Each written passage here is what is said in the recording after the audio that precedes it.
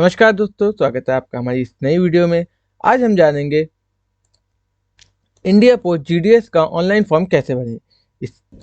इसके लिए आपको सबसे पहले रोजगाररिजल्ट.com पर आना होगा। वेबसाइट ओपन होने के बाद आप देख सकते हैं सबसे ऊपर ही India Post GDS online form 2026 का लिंक दिया हुआ है।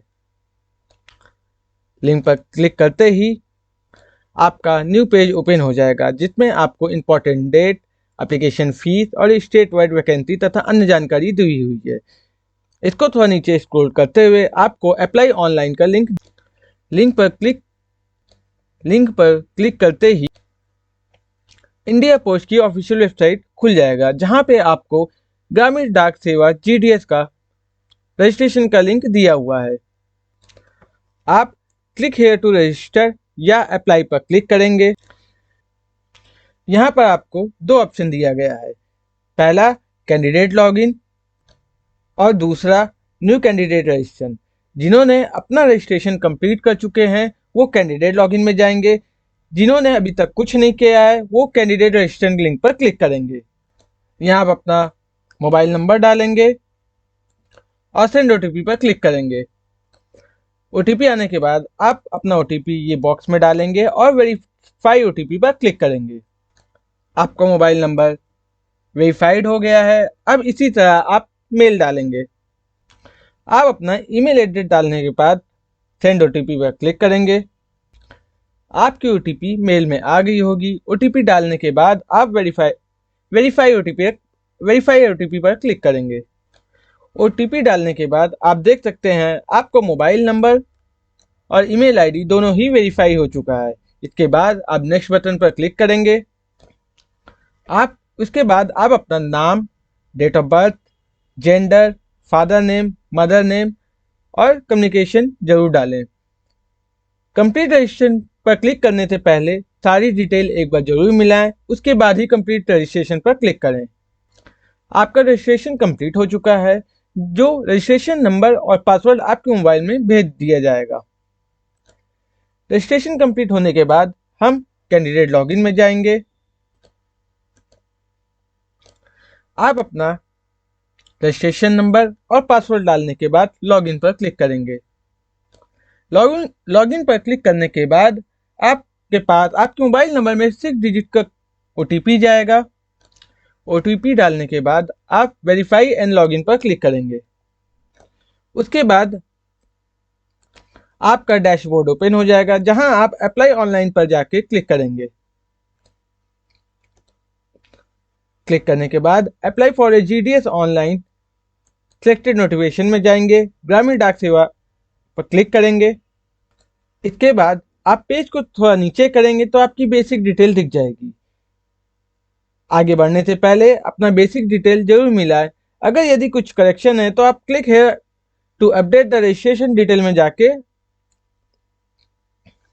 आप उस गलती को ठीक कर सकते हैं। यदि आपने फॉर्म सब कुछ अच्छे से भरा है, यानी नाम, father name, mother name, date of birth, mobile number, सारा डिटेल आपने अच्छे से डाला हुआ है, और उसके बाद आपको फिर नीचे आना है। अदर डिटेल में यदि आप मैरिड हैं तो मैरिड पर क्लिक करेंगे, सिंगल हैं तो सिंगल पर क्लिक करेंगे।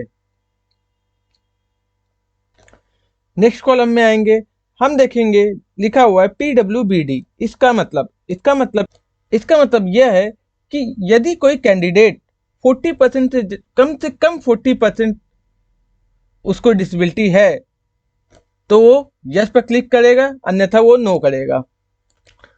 अब बात करेंगे एम्प्लॉयमेंट डिटेल की। यदि आप कोई संस्था में काम कर रहे हैं तो यहाँ पे यस पर क्लिक करेंगे। अगर आप किसी संस्था में काम नहीं कर रहे हैं तो यहाँ पे नो पे क्लिक करेंगे। एम्प्लॉयमेंट डिटेल के बाद आपका आता है एड्रेस डिटेल। यहाँ पे आप अपना address, pin code, city name, state और डिस्ट्रिक्ट डालेंगे।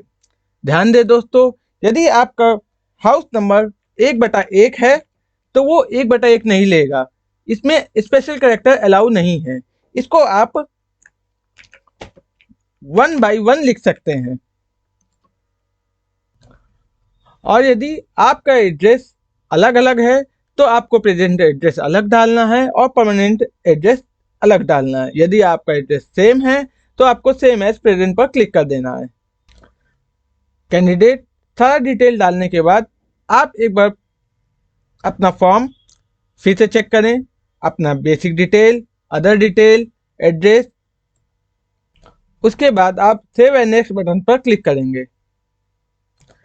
इसके बाद आपका एजुकेशनल डिटेल ओपन हो जाएगा, जिसमें आप जहां से स्टडी किए हैं वो स्टेट सिलेक्ट करेंगे, उसका बोर्ड सिलेक्ट करेंगे, ईयर ऑफ पासिंग डालेंगे और एसएससी मेमो नंबर, मतलब आप अपना रोल नंबर डाल सकते हैं। उसके बाद आप हाई स्कूल के सब्जेक्ट डालेंगे।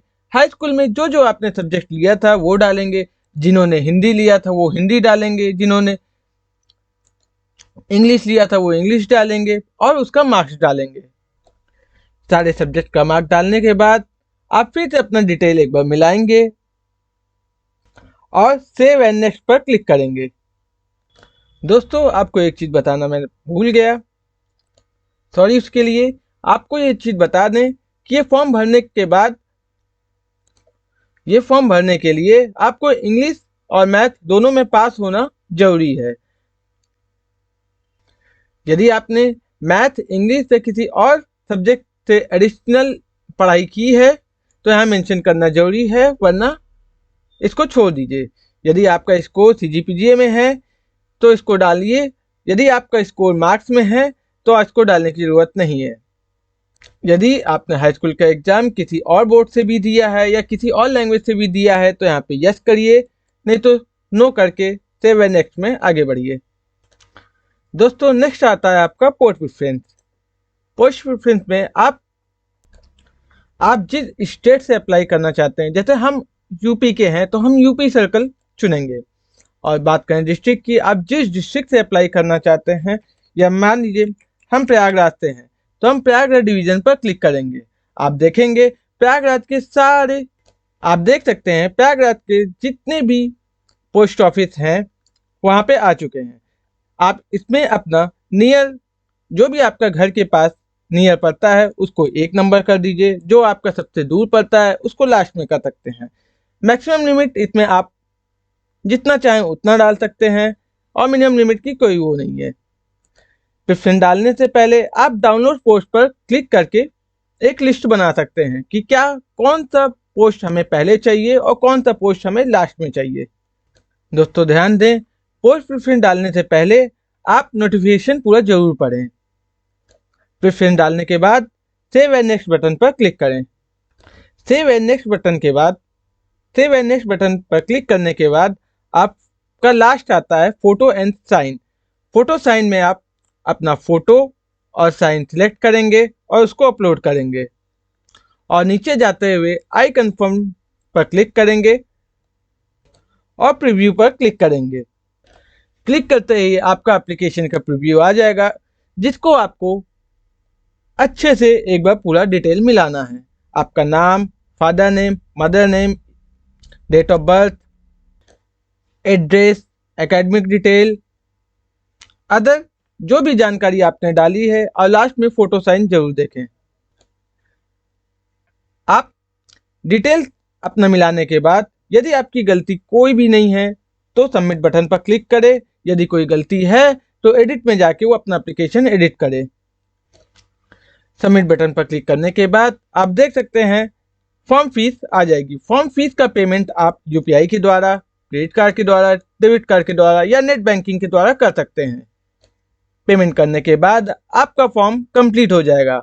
मिलते हैं नेक्स्ट वीडियो में। धन्यवाद। जय।